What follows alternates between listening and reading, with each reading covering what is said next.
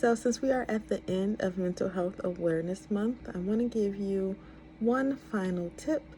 And this one has been brought up multiple times with me and clients, me and speaking engagements, and that is boundaries.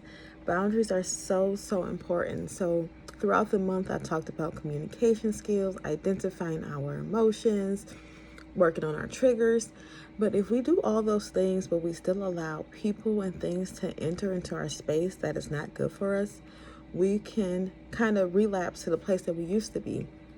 Now, with boundaries, it's not just for people who have mental health needs, but also for the people around them.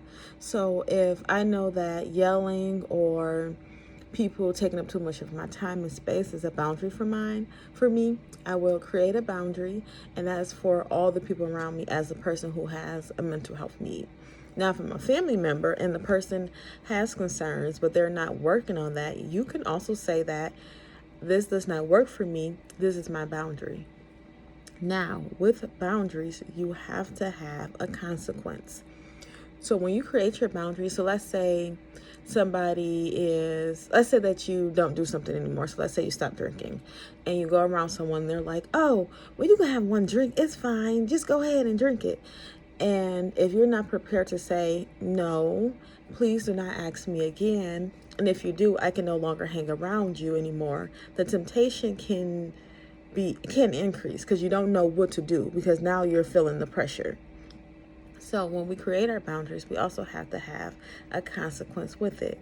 So with the boundaries, you need to be specific of what that boundary is.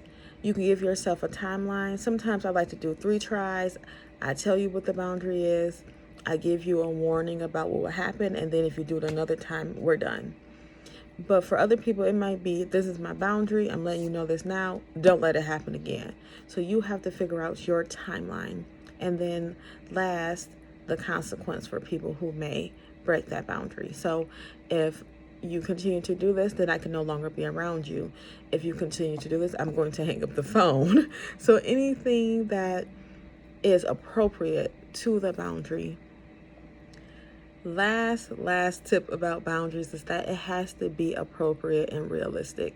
Because one, you have to remember that if your boundary is new, people are still learning them and they are still learning how to navigate who you are now. So being realistic with it, like if somebody tell you, maybe they'll forget, because I have a boundary where I don't drink, and sometimes people forget that I don't drink and they will say, oh, I forgot, I apologize. So for me, that is not crossing my boundary because they may have had a lapse in their memory. But if it's somebody who's like, well, I don't care about that, I'm gonna still ask you, that is different. So I hope you all have gotten something from all of these tips. I pray that you take some time to focus on your mental health. Just because Mental Health Awareness Month is over does not mean that it's no longer important. So I will still do tips throughout the year, but maybe not as intense. So I hope you all have the most amazing day, and I hope that you reconsider and be specific and have a consequence for your boundaries.